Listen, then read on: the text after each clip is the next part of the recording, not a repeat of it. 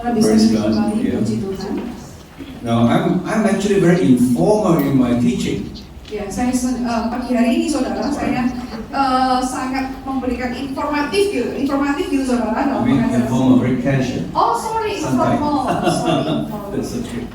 Maksudnya gini, saya ini sangat informal gitu saudara ya, santai gitu saudara ya. I hope there will be time for open questions. Ya, jadi saya berharap kita akan ada waktu nanti tanya jawab gitu saudara ya. Because then we can receive more, learn more. Ya, supaya apa? Kita bisa menerima dan belajar lebih lagi saudara. Okay. The key is to know the students, not just talk to them, but talk with them. Ya, jadi saudara, kunci untuk bisa mengenali murid itu bukan hanya ngomong kepada mereka saudara, tapi bisa ada timbal baliknya gitu. Alright. We talk about how to enter into resting. Ya, sesi kedua ini kita belajar berbicara mengenai bagaimana kita masuk ke sebuah musim, yaitu resting, musim istirahat, jeda gitu Now, saudara. I thought I know about resting before. Saya pikir sebelumnya itu saya sudah ngerti tentang resting itu gimana gitu saudara. I thought I know about prayer and worship before. Sebelumnya saya sudah paham, saya merasa saya sudah paham mengenai memuji dan berdoa. But during this pandemic, I really learned about resting in a far deeper way. Tapi di masa pandemi ini saudara, saya menyadari bahwa saya bisa paham, mempelajari tentang bagaimana masalah hal ini lebih dalam lagi saudara. Learn about waiting upon God Bagaimana belajar menanti-nantikan Tuhan. and knowing God more. Dan bagaimana bisa mengenal Tuhan lebih lagi. God is shaking the world to teach us how to be quiet before Him, to know Him and to love Him. Tuhan sedang menggoncangkan dunia itu untuk mengajarkan kita supaya kita itu bisa teduh tenang di hadapannya, mendengarkan Dia saudara. Because without being shaken, without being broken, without being humbled, we will not acknowledge our total need and dependency on Jesus. Jadi saudara, tanpa keremukan hati kita, tanpa kita dijatuhkan lebih dalam lagi saudara dengan segala perkara saudara, maka kita nggak akan bisa lebih mengenal betapa kita bisa bergantung total kepada Tuhan. I want to introduce a new concept in relation to this theme of resting. Jadi saya ingin mengenalkan saudara tentang konsep yang baru dalam masa resting ini, masa It istirahat. is something that I'm thinking about, I'm developing over the last 2 or 3 years. Jadi ada sesuatu yang saya kenali, saya mulai kembangkan saudara selama kurang lebih 2-3 tahun ini. And that's the Mary anointing. Yaitu adalah saudara urapan Maria. You've heard about anointing of Peter, Paul, James, Elijah, you know. Saudara, kita semua pasti sudah biasa dengar dengan urapan Petrus, Elia, saudara, Yakobus, Yohanes gitu. Because when we talk about revival, anointing, we basically talk about power. Karena kalau kita berbicara tentang kuasa, tentang urapan, kita lebih banyaknya mengerti tentang kuasa gitu saudara, sesuatu yang kuat gitu saudara. Our mind goes towards issues like healing, casting demons, miracles happening. Jadi kalau kita berbicara ngomong tentang urapan, pikiran kita langsung pikirnya apa saudara? Bagaimana ngusir setan gitu ya saudara ya, bagaimana menyembuhkan orang yang sakit gitu saudara. So we've been trained in the mindset to associate revival with miracles, power, and healing and so on and so forth. Nah, jadi saudara, kita selama ini di training, diajar bahwa yang namanya sebuah kebangunan rohani itu berasosiasi kuat hanya dengan yang namanya mujizat, kesembuhan dan mengusir setan, gitu saudara. This is in the mindset. This is our worldview. Nah, ini adalah mindset kita, cara pandang kita. Every single missionary or teacher or prophet who comes to Indonesia, they talk about power. Jadi setiap misionaris, pengajar, nabi yang datang ke Indonesia, mereka kalau berbicara tentang kuasa, seperti itu saudara. We learned that from the church in America. Kita mempelajari hal ini itu dari gereja-gereja di Amerika. And although power, success is not wrong. Nah, sekalipun saudara kuasa, kesuksesan itu nggak salah. But this is not what God want to speak, want to do in this new season. Tetapi ini lakukan, bukan tentang yang Tuhan katakan dalam musimnya yang baru, toh saudara. God wants us to know more about Mary anointing. Nah, Tuhan ingin kita itu lebih kenal, lebih tahu lagi tentang urapan Maria ini.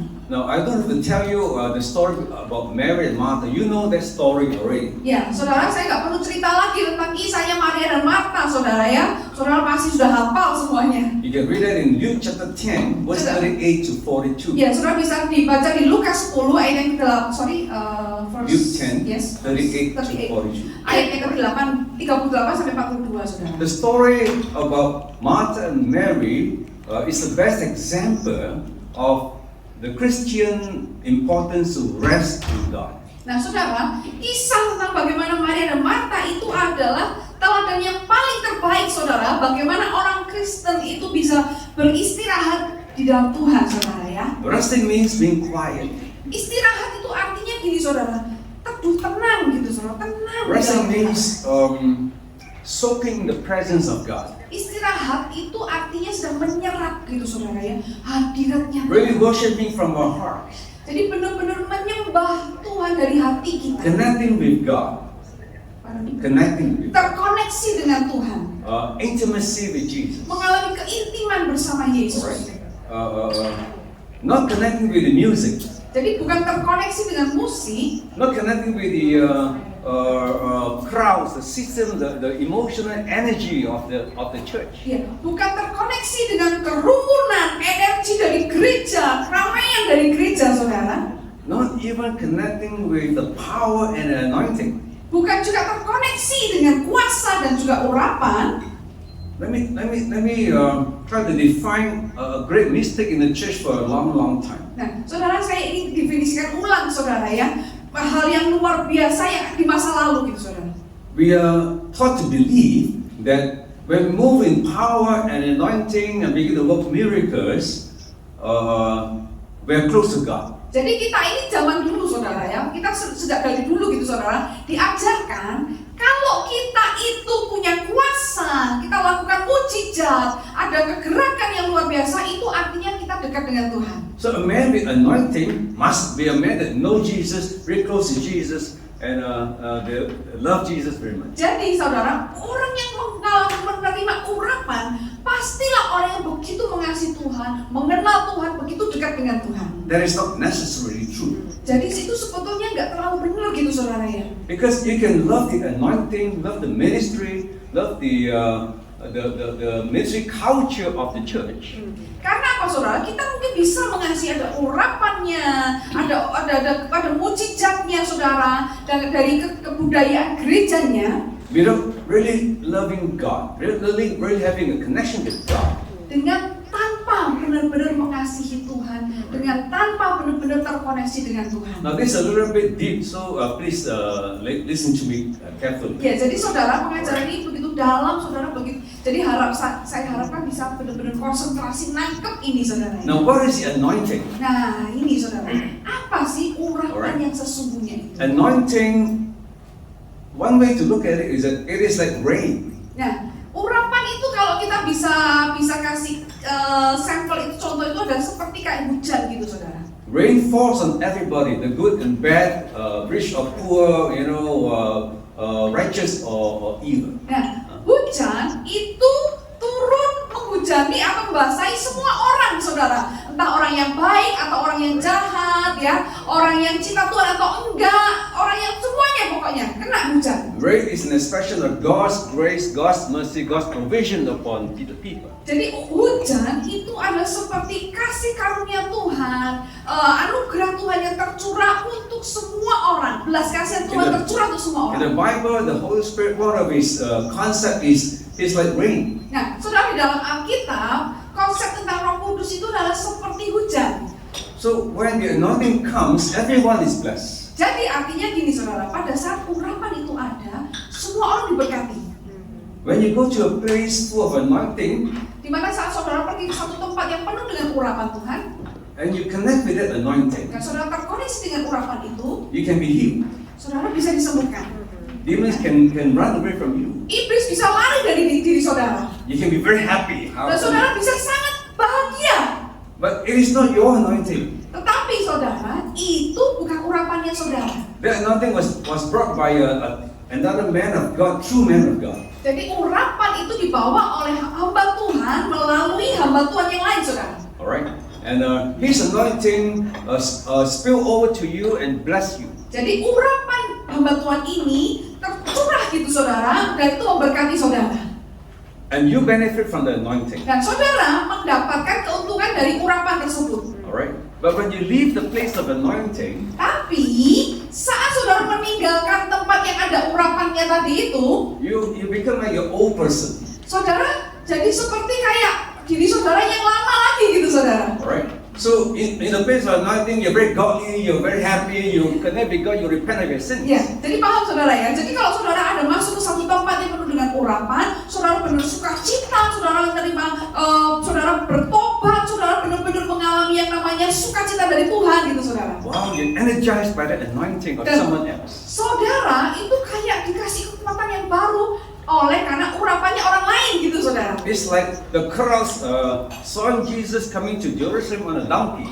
Nah, sama seperti saudara pada waktu keramaian orang, kerumunan orang melihat Yesus masuk ke Yerusalem naik keledai, saudara. There was a lot of excitement. Di situ ada banyak orang yang bersukacita, bersukaria. People were playing music and singing and dancing. Ya, orang-orang yang di sana saudara menyaksikan Yesus masuk itu mereka bermain musik, menari-nari. So everybody connected with that energy.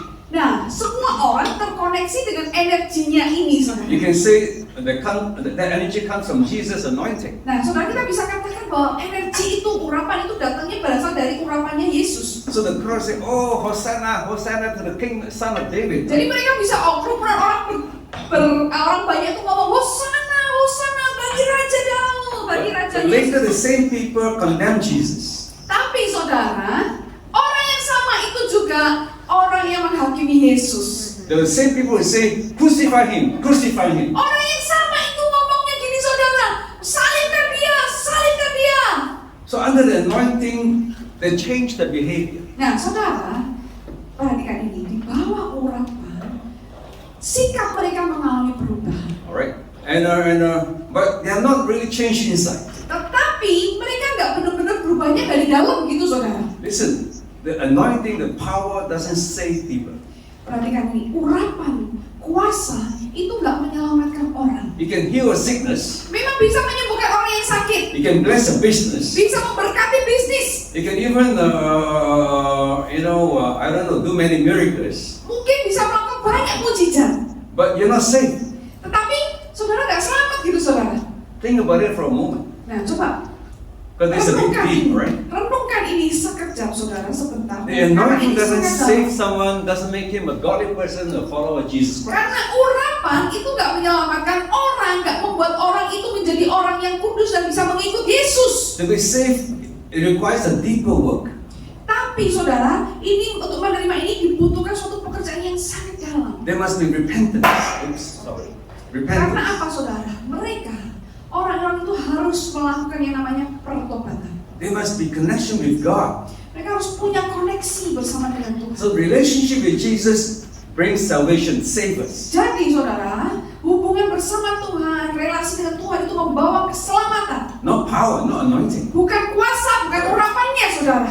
Someone can be healed of cancer, and then tomorrow he goes back to the temple and prays Buddha. Nah, saudara, ada orang yang mungkin hari ini disembuhkan dari kanker, besok pergi ke kuil dan nyembah di Buddha, saudara. Di Buddha, saudara. Because he wants healing, but he doesn't repent and follow Jesus. Karena apa? Dia cuma mengalami kesembuhan aja, tapi tidak mengalami yang namanya pertobatan dan mengikut Yesus. This is one of the biggest problem in the church of Jesus Christ around the world. Dan ini adalah menjadi masalah yang paling besar yang terjadi di gereja-gereja Yesus di seluruh muka bumi. Because in the past, we've been taught the most important thing is to get anointed. Karena dari masa lalu kita tuh selalu diajar, yang penting itu kita dapat urapannya. Ada urapan, ada mukjizat. Wah, ya kan, ada urapan, ada mujizat gitu, saudara ya. Right. So why do we behave that way? Why do we believe that way? Nah, pertanyaannya, kenapa pola pikir kita bisa percaya tentang hal itu, saudara? Because we want success. Karena apa?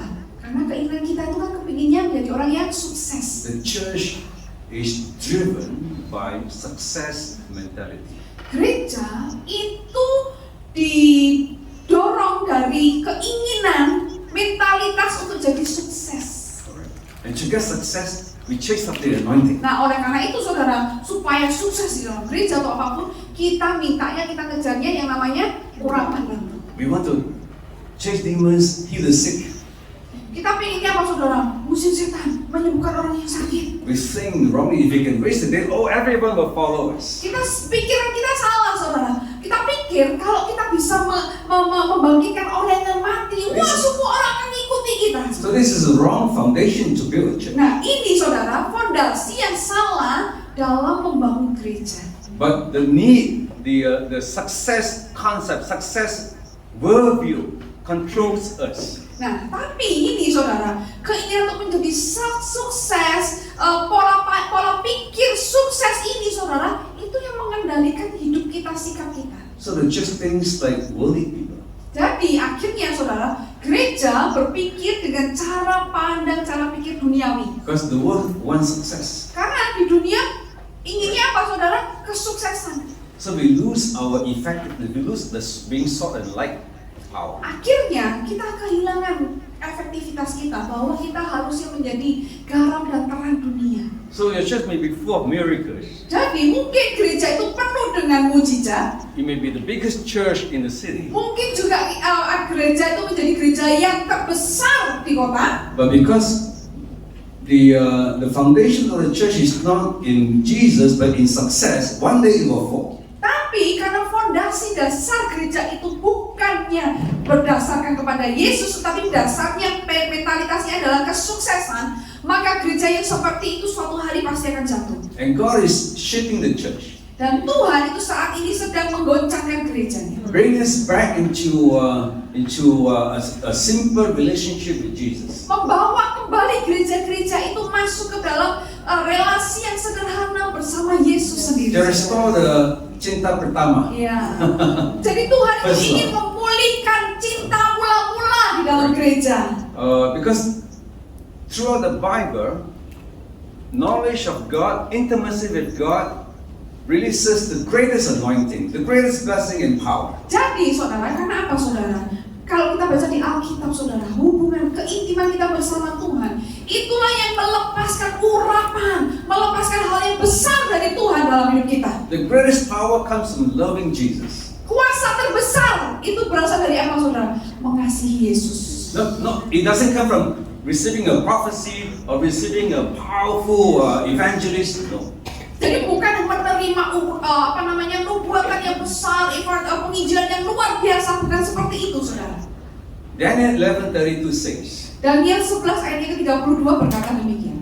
those who know their God shall be strong and do great things. Ya, bagi mereka yang mengenal Tuhan, mereka akan kuat dan melakukan pekerjaan-pekerjaan yang besar. That's Daniel 11:32. Itu Daniel 11 ayat yang ke-32. The word know is the closest word in human relationship. Nah, saudara, kata mengenal itu adalah suatu kata yang paling dekat, relasi yang paling dekat di dalam antar manusia. The word is used to describe how Adam knew his wife Eve and the baby was born. Nah, saudara, kata-kata mengenal ini, kata-kata dipakai bagaimana pengenalan Adam dan Hawa, mereka mengenal sampai akhirnya anak-anaknya dilahirkan. So it's a word of intimacy between a man and his wife. Jadi ini kata dipakai untuk menggambarkan keintiman saudara antara laki-laki dan perempuan, suami dan istri. When God thinks about His relationship with us, He uses the most intimate word in human language. Jadi pada waktu Tuhan berkata tentang mengenal ini, Tuhan itu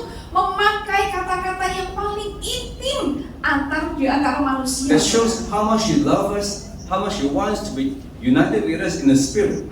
Ini menunjukkan betapa Tuhan itu ingin mengasihi kita, Tuhan mengasihi kita, dan Tuhan ingin bawa kita masuk di dalam rohnya. Another scripture, Isaiah 54 verse 5. Yesaya 54 ayat yang ke-5. It says, your maker is your husband. Dikatakan penciptamu lah adalah sang suamimu. That's how God sees us. He sees Himself as a husband, we are His wife. Jadi Tuhan itu memandang kita, Tuhan itu memandang dirinya sebagai mempelai pria, suami, dan kita itu adalah mempelai wanitanya, Now, istrinya. this is a radical concept. Nah ini konsep yang sangat radikal saudara. Because we don't usually see God as a husband. Karena kita nggak terbiasa kan ya melihat Tuhan itu sebagai suami kita. we see him as the great God, the creator. Ya, kita terbiasanya melihat Tuhan itu sebagai Tuhan yang besar, Sang Pencipta. It's too close for our comfort. Iya, jadi terlalu dekat dalam kenyamanan gitu saudara. Kenyamanan Especially kita. the brothers. Khususnya para pria gitu saudara. Maybe the woman will like this concept. Ya, kalau wanita mungkin senang dengan konsep ini saudara, bahwa Yesus adalah suami kita. Woman more emotional. Karena wanita itu lebih emosional gitu ya saudara ya, bawa perasaan. You tell the brothers, hey, God is the husband. Tapi kalau sama pria, Tuhan itu suamimu. Enggak gitu saudara ya. Jijik gitu saudara. So it's a big problem. Nah, ini yang jadi masalah saudara, masalah besar. But we must understand the Apostle Paul says in Christ there's no man, no woman, no Jew, no Greek. Ya, saudara, tapi kita harus paham saudara, dalam Kristus tidak ada laki-laki atau perempuan, tidak ada Yahudi maupun Yunani. The man must also relate to God with love and passion. Nah, para pria pun juga harus punya relasi yang sama, passion yang sama bersama dengan Tuhan. The man need to repent from a lack of passion. Nah, saudara, pria ini perlu saudara bertobat saudara, karena kurang passion gitu saudara, kurang kerinduan bersama Tuhan. You know, when we see the woman crying, kneeling down, loving God, we look down on the woman. Ya. Jadi kalau para pria-pria ini ya saudara ya, kalau lihat para wanita mulai nangis, saudara berlutut nangis gitu saudara, yang pria-pria ini kayak melihat sambil meremehkan ya ampun. Woman are so weak, cry so easy, Ya you know, ampun. too emotional, not good. Cewek ini terlalu emosional, terlalu lemah, apa-apa perasaan gitu saudara ya. That is not good. Man needs to repent from that kind of thinking. Nah ini pria-pria saudara ya, perlu bertobat dengan cara pola pikir seperti itu saudara. Ada amin. Because God wants both men and women to be intimate with Him. Karena Tuhan ingin kita bergerak dalam keintiman bersama dengan Tuhan, laki-laki maupun perempuan. How we see God, you know, how close we are with Him, how we behave before God, will influence how we behave towards the world and Nah, others. bagaimana keintiman kita, bagaimana kedekatan kita, bagaimana kita itu memandang Tuhan dengan kedekatan, itu mempengaruhi sikap kita kepada dunia ini, saudara. The women are very gentle people, gentle to the children, to others, because they have a better relationship with God. Para wanita ini, saudara ya, bisa memiliki hati yang lembut kepada anak-anak, ya, kepada orang lain. Karena apa, saudara?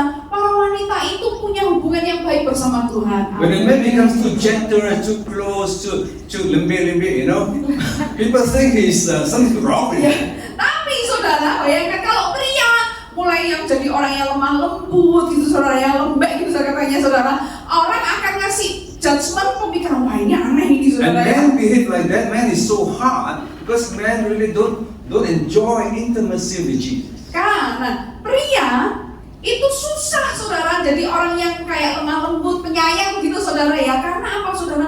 Pria itu susah juga memiliki relasi yang dekat bersama dengan Tuhan. And this causes a lot of broken relationship in families and in society. Nah, ini menyebabkan ada banyak saudara hubungan yang rusak di dalam keluarga Because men maupun doesn't di know how dalam to love. masyarakat. Man doesn't know how to love. Karena pria nggak tahu bagaimana mengasihi, mencintai. Man doesn't know how to be fathers Pria itu nggak tahu bagaimana menjadi seorang bapak or to be good husbands. atau bagaimana menjadi suami yang baik. Because they've lost the understanding of God as a husband, as a lover. Karena banyak jarang saudara mereka bisa memandang Tuhan itu sebagai bapak dan atau suami gitu saudara. So Jesus told Mary, she's in a good place. Nah, Yesus mengatakan kepada Maria bahwa dia itu ada di tempat yang baik. Alright, go back and read that story. You don't waste time reading, alright? Ya, You kita know the story. saudara tahu semua kisahnya, kita nggak akan buka ayatnya saudara. And Jesus do not want to take Mary away to do the housework. Dan Yesus gak ingin bahwa Maria ini pergi dan melakukan banyak pekerjaan rumah tangga gitu saudara, No. ya rumah gitu saudara. If you want to be honest, we don't agree with Jesus. Nah, sebetulnya kalau kita mau jujur saudara, kita nggak bisa sepakat, nggak bisa setuju dengan Yesus ya. But we don't dare reject Jesus' words. Tapi jelas kita nggak berani atau menolak firman-Nya Yesus, perkataannya So in Yesus. the mind we agree, okay, Jesus say must be true.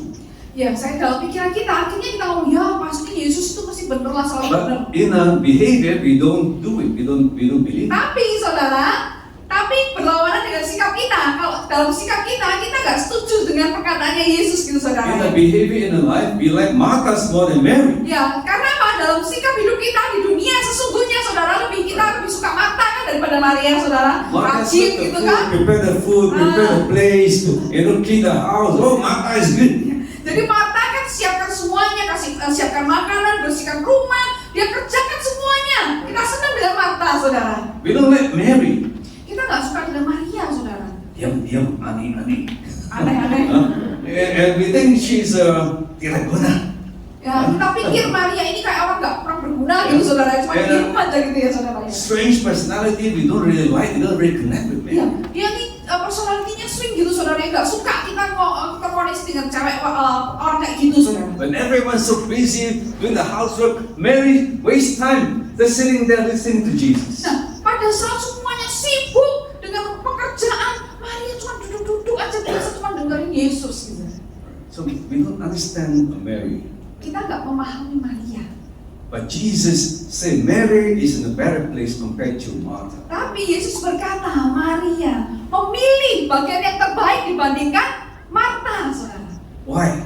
Kenapa ini, saudara? Now this is very important, right? Nah, ini sangat And penting, saudara. when I finally received this revelation, it totally changed me. Karena pada saat saya menerima pewahyuan ini, saudara, ini benar-benar mengubah saya secara total. Although there were sisters, biological sisters, Nah, sekalipun mereka ini benar-benar bersaudara secara biologis, saudara. but the identity were very far apart. Tetapi, saudara, identitas mereka, saudara, karakternya berbeda banget, saudara, jauh beda. Both believe in Jesus. Kedua-duanya memang percaya Yesus, Maria dan Both, Marta. both actually love Jesus. Kedua-duanya juga mengasihi Yesus. But the status, the identity were very different. Tetapi status atau identitas mereka sangat berbeda satu sama lain. Both were saved, both would go to heaven. Semuanya sama masuk ke surga, saudara. But Mary was a servant.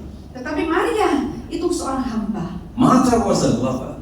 Marta itu seorang kekasih gitu, saudara. Orang yang mengasihi. Now, being a servant, serving God, getting busy for God is not necessarily wrong.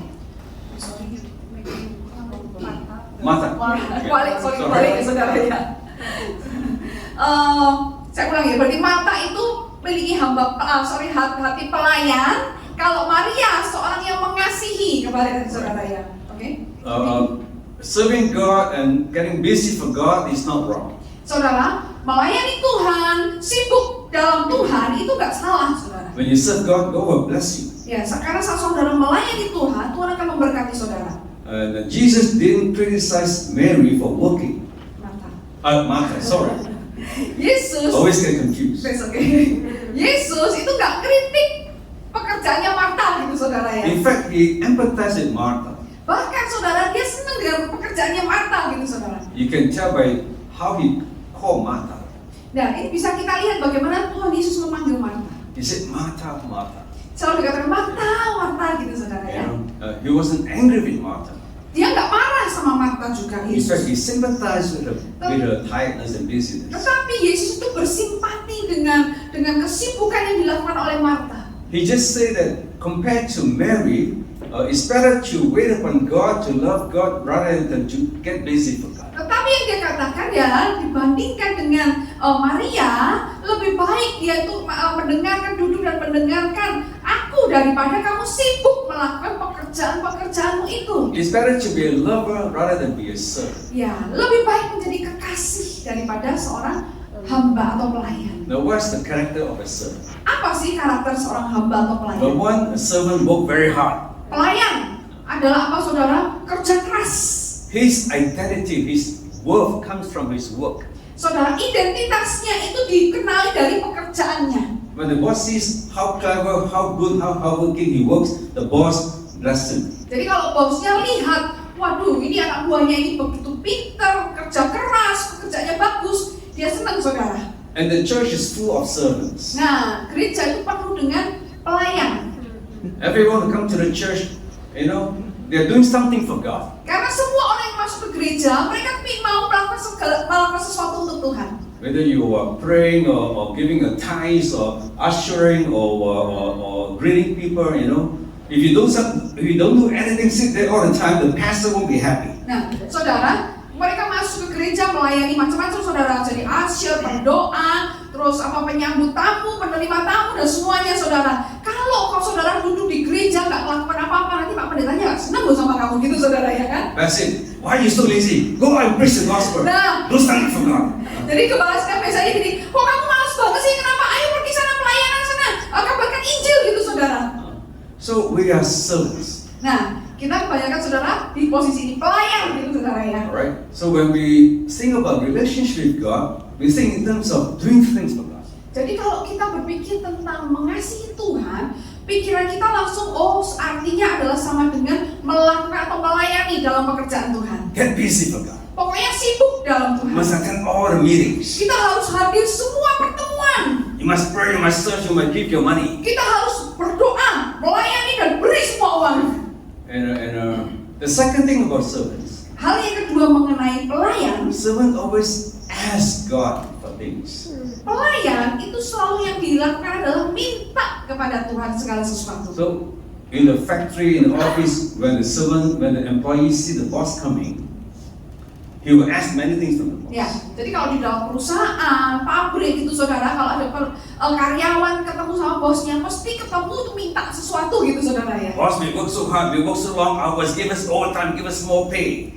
Bos, kita sudah kerja keras, kerja dalam waktu yang lama, kasih dong bayaran, kasih lemburan dan sebagainya. That's the character of a servant. Nah, ini karakter yang namanya pelayan, saudara. He wants more things, he asks from the boss. Dia lebih banyak minta kepada bos. Alright. Most Christians come to church, they want things from God. Kebanyakan orang Kristen datang ke gereja itu kepingin minta sesuatu dari Tuhan. God heal me, God bless me, God give me a husband. Tuhan sembuhkan aku, berkati aku, berikan aku suami, Tuhan. Alright. And we're so many things. Even in a prayer, we asking God. Bahkan dalam waktu ibadah doa, saudara, kita yang tetap minta aja sama Tuhan gitu, saudara, ya. I want to check with Ibu Yvonne in the prayer tower. Ya. Most people are gonna pray, oh God give me this, God give me more anointing, God save this person, do this for me. Nah, saya cek, saudara, dengan Ibu Yvonne, ya, di menara doa, banyak orang doa tapi doanya gini, Tuhan berikan aku ini, Tuhan berikan urapan, Tuhan selamatkan orang ini dan sebagainya, saudara. So that's the character of a servant. Nah, ini karakter seorang pelayan, minta sesuatu. The third thing about a servant, Hal yang ketiga mengenai pelayan, saudara, he longs for a intimate relationship with the boss, but he cannot have it.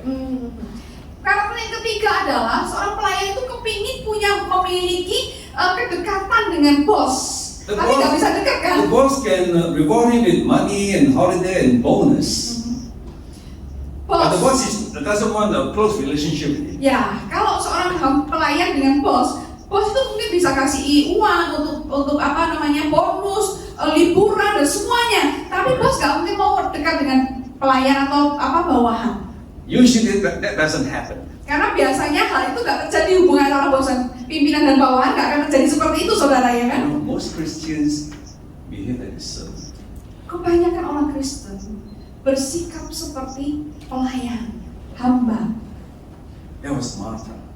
Itulah Marta, saudara. And it's not wrong. I'm not saying it's wrong. Saya nggak katakan ini salah, saudara, ya. Alright? Because you're willing to serve God, God will still bless you and love you. Karena kita mau bersedia melayani pun, Tuhan itu masih memberkati, Dia mengasihi kita. But that is not enough. Tapi itu nggak cukup gitu, saudara. That is old season, old anointing. Itu adalah cara musim yang lama, urapan yang lama, saudara. Being a hamba Tuhan is the old anointing. Ya, jadi hamba Tuhan gitu, saudara, ya. Itu urapan yang lama. Now God wants us to have Mary's anointing, Mary's heart. Sekarang Tuhan itu ingin kita memiliki urapannya Maria, hatinya The Maria, heart of a worshiper. hati sang penyembah, The heart of someone who's in love with Jesus. hati yang bagaimana seseorang itu jatuh cinta kepada Yesus. Now, when a lover comes into the office or into the factory, Jadi kalau saudara bayangkan ini, saudara, kalau ada sang kekasih datang ke pabrik atau ke perusahaan, she's not there to work. bekerja kan saudara? Betul nggak saudara? She has no position, no tugas. Ya, dia nggak ada dalam posisi bertugas gitu ya. But she's the wife of the boss. Dia ini istrinya bos. She's the lover of the boss. Dia ini kekasihnya bos. So although she doesn't do anything, do no work, have no position, Dan everyone knows she's the most important person.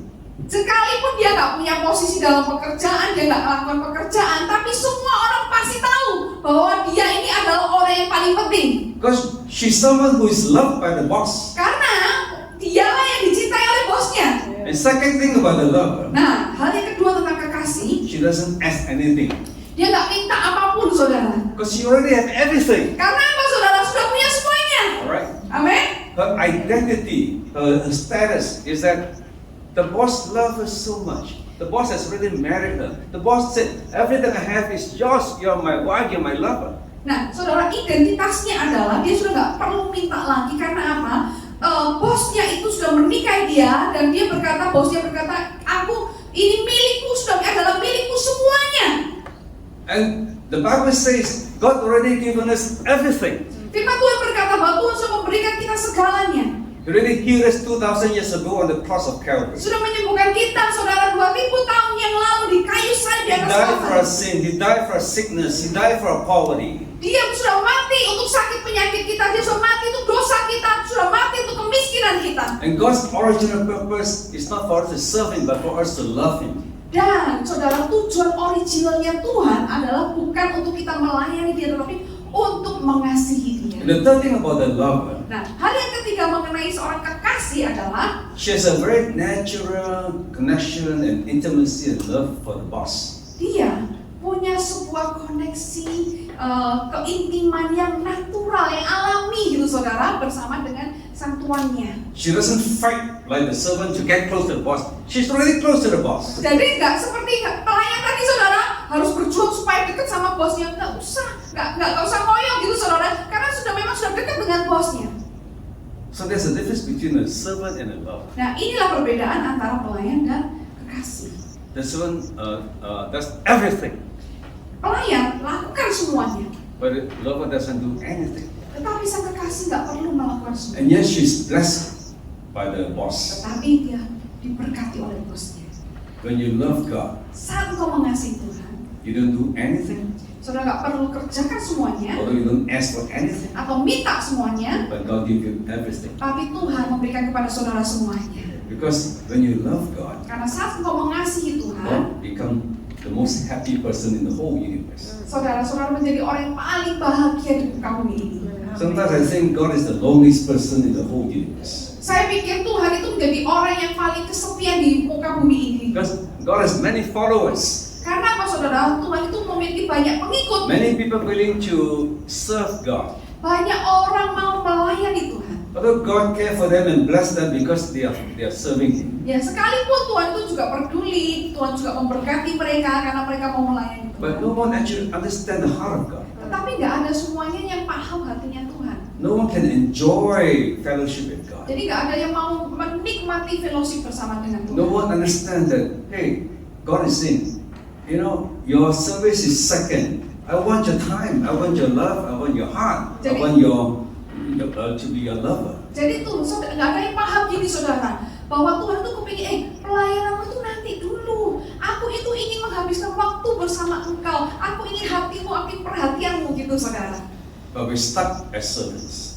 Tapi kita adanya sebagai hamba ini, Look, pelayan. in China, they are very good servants of God. Saudara, di China saudara, mereka itu adalah hamba-hamba Tuhan yang luar biasa saudara. When a Chinese person is touched by the gospel, Nah, pada waktu orang China dijamah oleh Injil, and from a communist become a Christian, dari komunis saudara menjadi Kristen, they serve God a lot. wah, mereka itu bisa melayani Tuhan dengan begitu luar They preach biasa. the gospel, they donate a lot of money, Saudara, mereka bisa mengabarkan Injil dan berikan uang banyak saudara. but they serve God so much, they do so much until they fall sick and get tired and fall sick. Mereka akhirnya saudara begitu kerja keras saudara dalam pelayanan sampai mereka kecapean dan sakit saudara. Chinese Christians don't know how to love Jesus. Karena orang Kristen China saudara nggak tahu bagaimana mengasihi Yesus.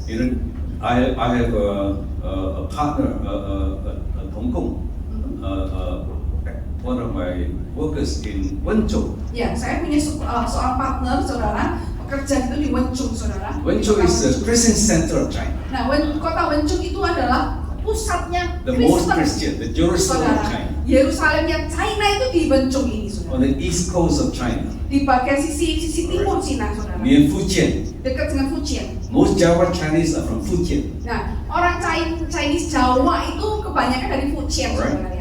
So there's a connection. A lot of Chinese in Java connected to China, Fujian, Wenzhou. Ya, ini banyak koneksinya itu, saudara ya. Orang Jawa yang China, saudara, itu kebanyakan dari Fujian, saudara, Wenzhou, saudara. And- Wenzhou.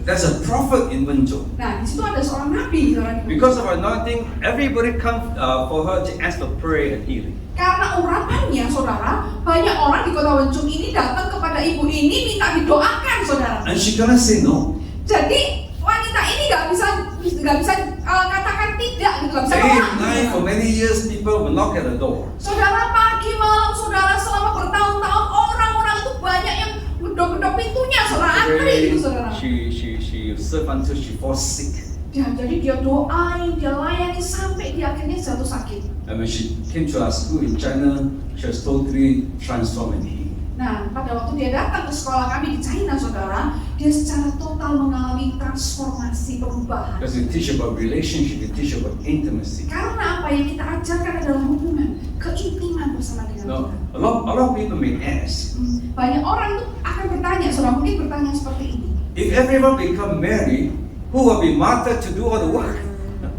Kalau semuanya kepingin jadi Maria, terus siapa yang akan mengerjakan pekerjaannya seperti Marta gitu, saudara? The Betul church nggak? has a Masuk lot akal. of things to be done, a lot of ministry to be done. Ya, padahal saudara, kenyataannya kan ada banyak pekerjaan, ada banyak pelayanan yang harus dikerjakan. Now the secret is this. Nah, rahasianya ini, saudara. When God is pleased with our worship, our heart, our love, Saat Tuhan itu disenangkan dengan hati kita, penyembahan kita, kasih kita, you will begin to see what I call spontaneous revival. kita akan mulai melihat yang disebut sebagai sebuah kebangunan rohani spontanius, Where- spontan gitu. When the Spirit of God will touch people and heal them without we even knowing, we're even ministering, casting demons and praying. Ya, di mana kasih Tuhan itu mulai menjamah jemaat, mulai menjamah umatnya. Tanpa kita sadari lagi, tanpa kita doain mereka, saudara. When we Mulai teach- ada orang mengalami kelepasan, mulai mengalami kesembuhan. When we teach people to love Jesus, Saat kita mulai mengajar they can, umat untuk mengasihi they Yesus, connect personally, directly with God. mereka terkoneksi langsung dengan Tuhan. They're healed naturally, automatically. Maka kesembuhan itu secara otomatis terjadi. Right. I see this everywhere in China. Saya bisa melihat hal ini terjadi dimanapun di China. Because we have a school of prophet in China. Karena kita punya sekolah kenabian di China, saudara. I will be teaching and then someone said, hey, I'm healed. Jadi pada waktu kami ngajar, saudara, tiba-tiba ada orang berdiri, aku sembuh, aku mengalami kesembuhan gitu, saudara. I said, really? What's wrong with you? I even don't know what's wrong with you. Jadi saya kayak di sini, bener, ngapain? Bahkan saya nggak ngerti dia itu lagi sakit apa, saudara. I'm healed from a heart problem. Oh, aku sudah disembuhkan dari masalah jantung. I asked that woman, how do you know? Saya tanya, kamu tahu nggak gimana cara? Alright. She said, the pain is gone, the palpitation is gone. Nah, dia berkata, iya sakitnya hilang gitu. Jadi saudara, rasa sakit di jantungnya itu hilang. I cannot claim credit for that. Ya, saya nggak bisa klaim pujian kan oleh karena hal ini, saudara. Because Di God is the one who directly heal her and touch her. Karena apa, saudara? Tuhan sendiri yang melakukan secara langsung menjamah dia, saudara. And that's okay. We should not claim credit for what God Ya, does. dan itu memang benar, saudara. Kita nggak perlu, saudara, klaim pujian hanya karena yang dikerjakan oleh Tuhan kepada mereka, saudara. Amin. So when people are healed directly, Jadi pada waktu orang mulai mendengar secara langsung, then they finally realize, mereka mungkin segera mulai menyadari, saudara. wow, Jesus doesn't only love the pastor, Jesus loves me. Ternyata Yesus itu tidak mengasihi yang itu, tapi mengasihi aku pribadi. Not just a passive anointing, God want to give me anointing. Bukan hanya Tuhan itu ingin memberikan urapannya, tapi Tuhan ingin memberikan aku urapannya. And then revival will begin to happen in their hearts. Jadi saudara, kemudian kebangunan rohani itu mulai muncul dari hati And kita. then worship will awaken. Kemudian apa lagi, saudara? Penyembahan itu mulai dibangunkan. and they have experienced a deeper connection with God. Sampai akhirnya setiap pribadi mengalami koneksi yang lebih dalam bersama dengan Tuhan. And when they go home, they start to heal other people. Dan kemudian pada waktu orang itu mengalami itu, pulang, dia sendiri akan mulai memberikan kesembuhan kepada orang lain. That, brother and sister, is true revival. Dan disitulah saudara kebangunan rohani yang sesungguhnya terjadi. True revival begins with you. Dan kebangunan rohani yang sesungguhnya itu dimulai dari saudara. Not some great prophet from America. Bukan dari saudara pendeta nabi besar dari Amerika, enggak seperti itu. You are the answer to revival in Solo. Tetapi diri saudara sendirilah yang akan menjadi jawaban bagi kebangunan rohani di kota Solo. Don't look at anyone else. Gak perlu lihat yang lain, saudara. God want to love you. Karena Tuhan ingin mengasihi God saudara. want to heal you. Tuhan ingin menyembuhkan saudara. God want to be close to you Tuhan ingin dekat bersama dengan saudara. and give you the power of love to change everyone around. Dan Tuhan ingin memberikan saudara kuasa dari kasih yang bisa mengubah orang lain, saudara. So you're the answer to Solo, Jadi, Indonesia. saudaralah yang akan menjadi jawaban bagi Solo dan Indonesia. Hallelujah. So God made us for love. Jadi Tuhan menjadikan kita itu sebagai kekasih. Let me close by saying this. Saya mau tutup dengan mengatakan ini. How many minutes? Berapa menit? Oke. Okay. Just Pas. Man's job in the world originally wasn't to serve God. Jadi saudara, the man or all People. Oke. Manusia, pekerjaan manusia sesungguhnya bukan melayani Tuhan. God didn't make Adam and Eve for ministry or for work. Jadi Tuhan itu nggak menciptakan Adam dan Hawa untuk pelayanan atau bekerja gitu saudara. There's nothing to do in the garden. It was perfect. Ya, karena apa saudara, Adam dan Hawa itu sudah nggak perlu lakukan apa-apa di taman saudara ya. Karena apa, sudah sempurna semuanya. Right? God Himself was a gardener, plant and water the plants and feed the animals. Ya, Tuhan sendirilah yang menata tanamannya, menyiraminya, dan memberikan makan kepada binatang-binatang, saudara. Adam, the crown, the most important part of God's creation, was made to love God. Adam, ciptaan yang paling penting, dia itu tugas utamanya adalah untuk bisa menyembah Tuhan. The most expensive, the most beautiful things in your life, you don't use it for work. Hal yang paling penting, yang paling indah dalam hidup saudara, itu nggak akan dipakai untuk kerja kan? Right? Your diamond ring, your Picasso painting, you don't use it to wipe the table. Saudara, bayangkan saudara, cincin berlian saudara atau lukisan Picasso saudara nggak mungkin kan dipakai untuk ngelap meja kan saudara? Itu nggak saudara? You buy to give you pleasure, to make you happy. Karena apa saudara? Saudara beli barang mahal itu untuk berikan kesenangan gitu kan saudara, bikin saudara bahagia gitu kan? So the purpose of Adam was to give God pleasure, please God, make God happy. Jadi tujuan utama Adam adalah untuk menyenangkan hati Tuhan. Alright. What came after sin, after the fall? Dan kerja keras itu baru ada setelah kejatuhan Adam dalam dosa. Alright. So work is a consequence of our sin, our mistake. Jadi bekerja itu adalah konsekuensi dari kesalahan kita, dari dosa kita. But in this end time, Tapi di masa kini, di masa-masa akhir God zaman wants to restore ini, the church to its original purpose. Tuhan ingin memulihkan kita kepada tujuan yang original ini tadi, saudara. To love God, to please God. Untuk apa, saudara? Mengasihi dan menyenangkan hati Tuhan. When God is pleased, Karena satu hal disenangkan, He commands the blessing. Dia yang akan memerintahkan berkat-berkat di atas kita. I like Indonesian. Something best expressed in Indonesian. Nah, saya senang saudara dengan orang Indonesia karena ada ekspresi yang terbaik dari orang Indonesia, saudara. During Sukarno's time, Soekarno. yeah. Di masa President zamannya Sukarno. Presiden Soekarno, saudara.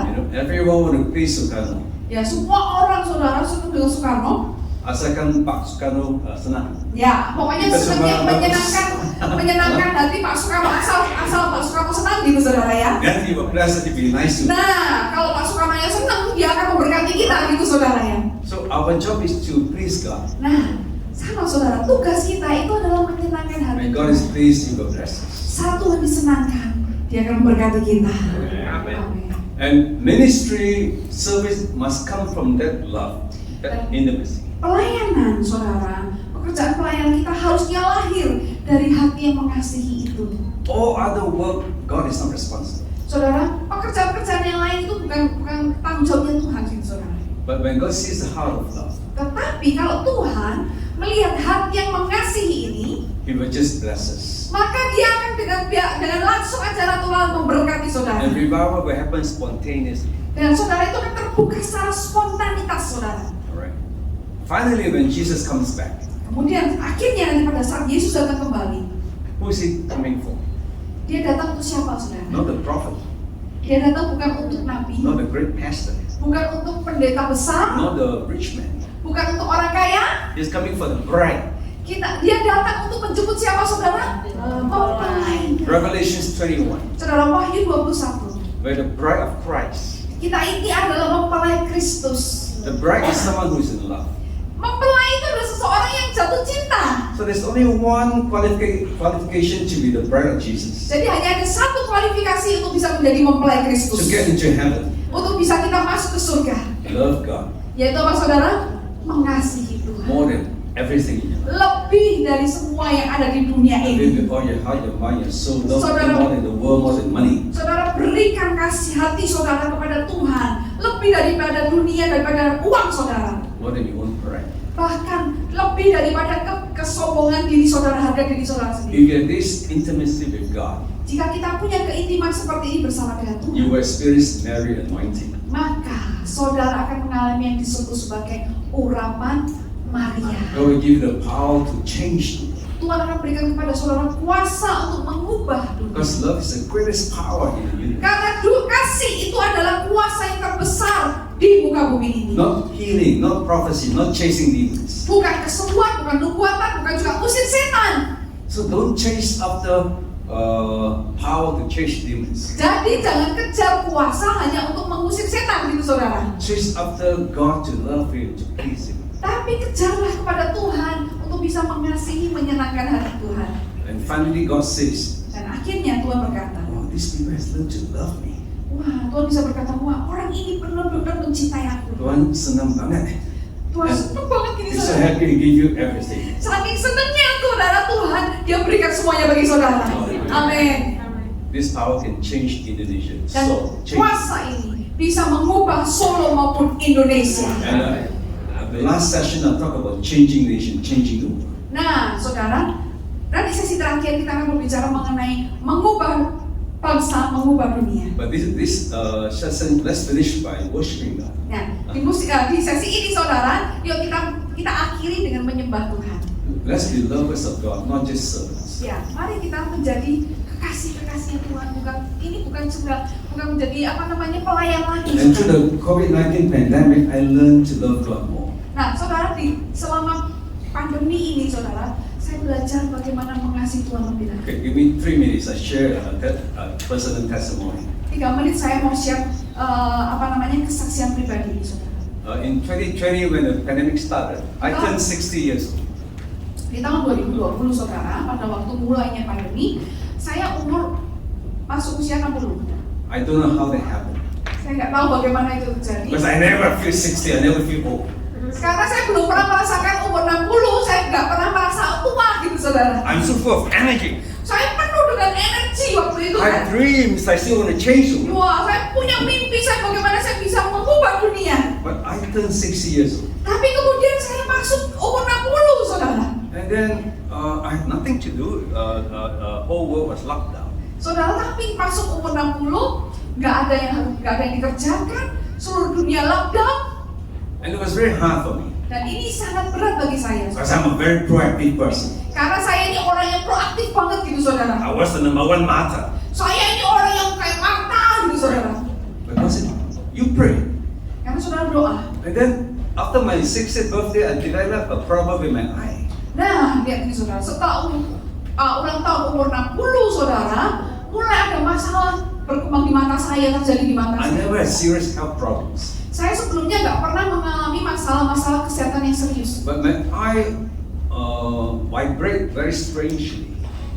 Jadi Vibrate. shake. Oke, jadi mata saya ini kayak bergetar atau Twitching. berkedut gitu ya? Ya, berkedut gitu. Every morning Gitu, for saudara ya. more than 2 months, every morning I woke up twitching.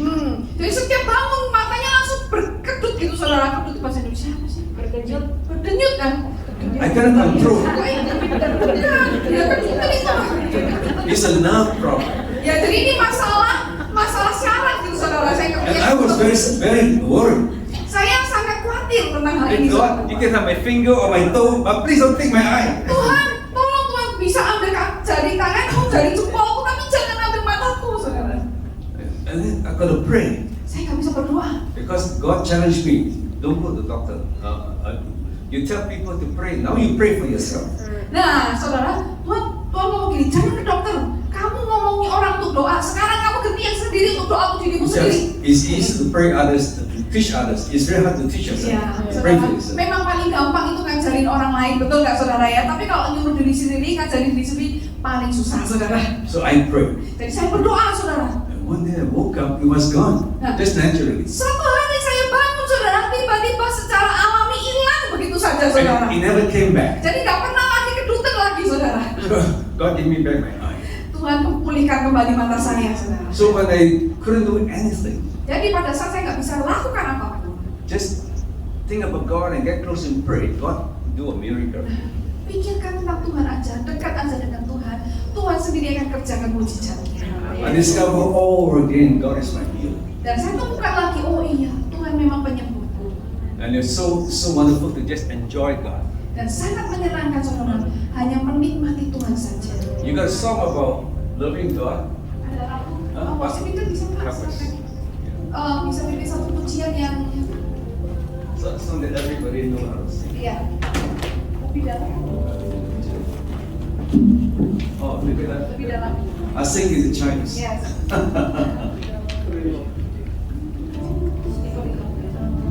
Let's stand in. Let's Mari stand saudara, together. kita bagi Let's stand together.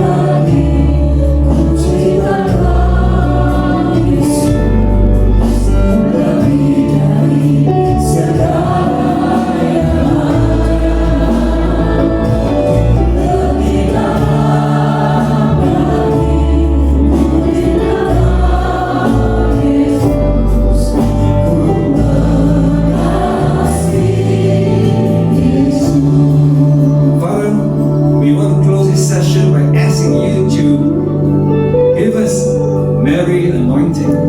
Bapak, kami ingin mengakhiri sesi ini dengan meminta supaya kau berikan kepada kami urapan Maria.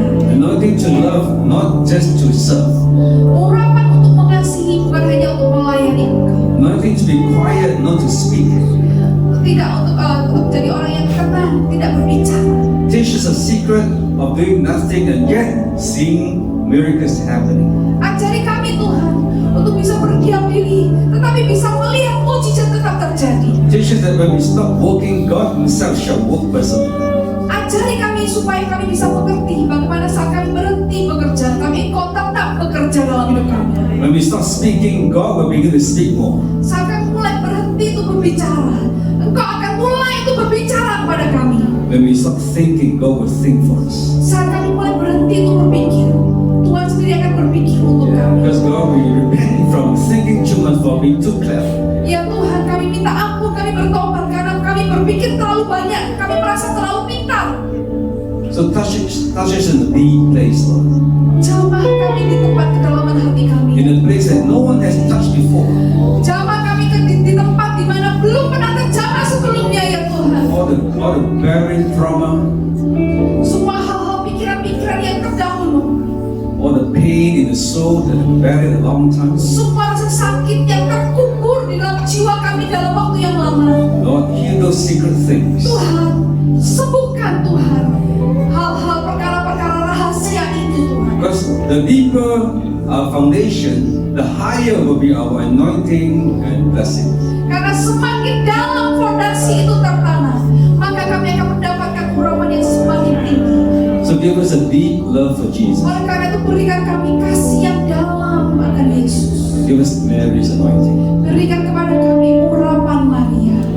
And finally, the power that comes from this anointing will touch and change sorrow. Sampai akhirnya kuasa urapan yang turun melalui urapan ini akan mulai bisa menjamah semua orang dan memberikan kesembuhan. Because Mary anointing can change the world. Karena urapan Maria lah yang bisa mengubah dunia ini. So fill us with Mary anointing. Tuhan, penuhi kami dengan urapan Maria. We pray in Jesus'